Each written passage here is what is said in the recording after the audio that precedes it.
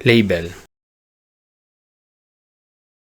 Ang label ay isang control na ginagamit sa user form para magpakita ng descriptive text o instructions sa ating mga users. Ito ay hindi maaaring i-edit ng ating user. Karaniwan, ginagamit ito upang tukuyin o magbigay meaning sa ibang controls tulad ng text boxes o buttons. Nakakatulong ang mga label upang i-improve ang clarity and usability ng forms sa pamamagitan ng pagbibigay konteksto. Para mas maintindihan natin, pumunta tayo sa ating Visual Basic Editor at mag-insert ng user form.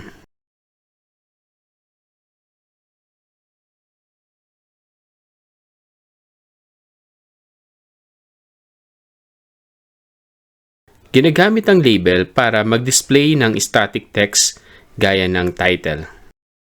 Maglagay tayo ng ating label at palitan natin ang caption ng Employee Survey Form.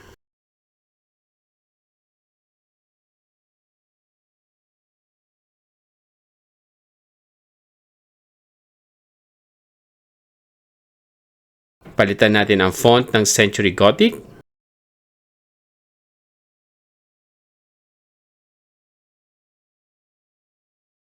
Bold. And font size na 45.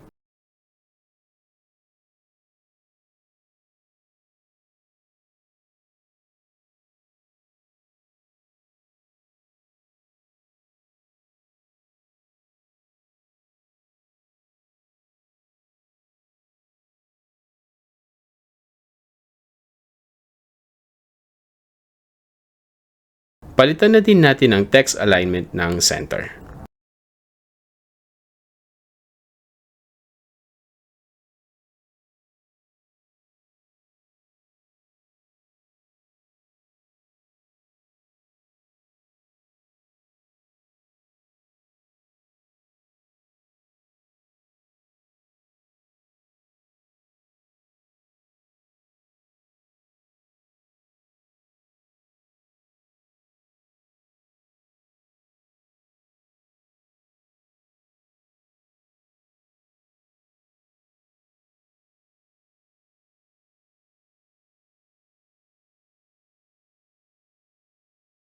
Ginagamit din ng label para i-identify ang iba pang controls gaya ng text boxes, combo boxes, at madami pang iba.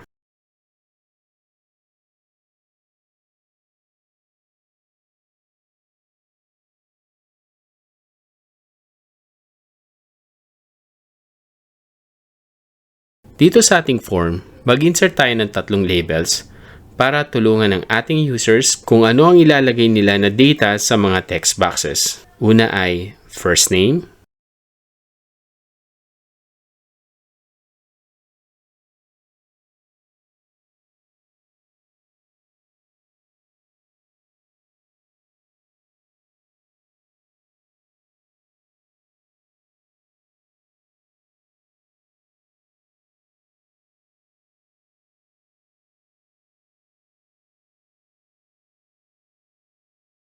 tapos last name, at ang huli ang address.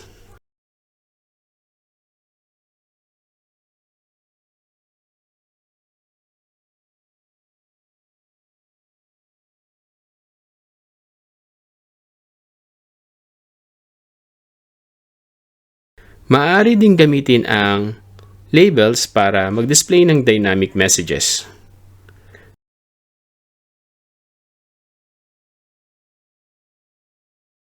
Mag-insert tayo ng tatlong command button at lagyan natin ng caption.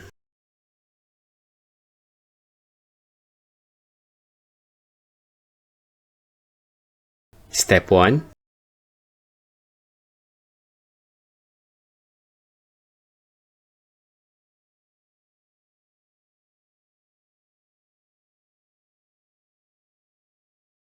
Step 2. And Step 3. Tapos maglagay din tayo ng ating label.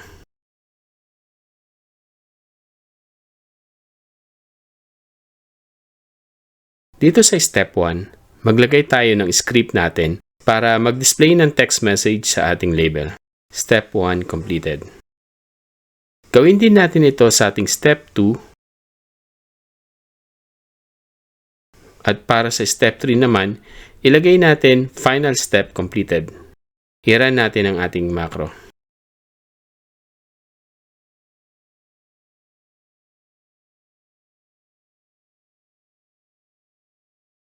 Now, mag-insert tayo ulit ng ating user form.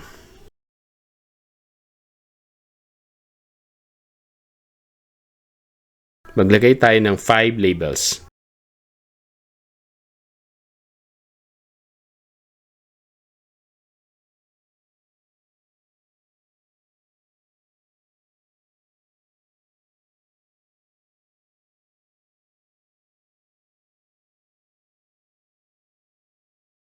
Ang unang 4 ay magkakasukat. Dito, mag-insert tayo ng ating animal pictures. Dog,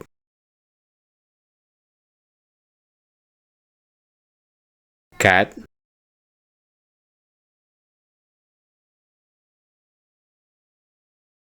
fish,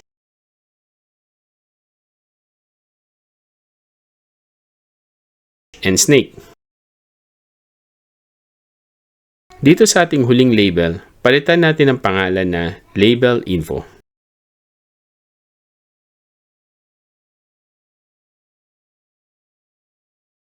Balik tayo sa ating user form at i-double-click natin ang ating unang dog na picture. Dito sa ating user form, i-double-click lang natin at i-select natin ang mouse move event at maglagay tayo ng ating caption.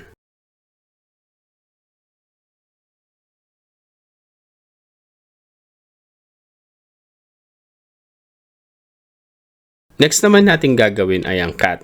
Maglagay tayo ulit ng ating caption sa mouse move na event.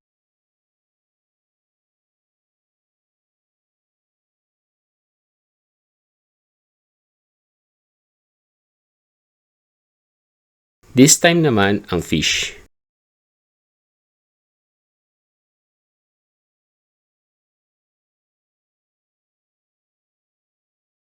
At ang huli ay ang ating snake.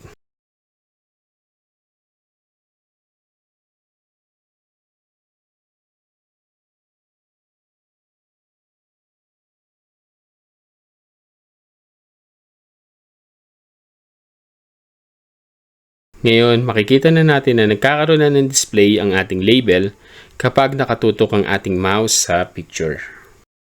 Maaari ka din gumamit ng label para magsilbing visual separators. Minsan, ang label ay di ginagamitan na ng text o caption. Ginagamit lang natin ito para maglagay ng background color o border na nagsisilbing divider or headers.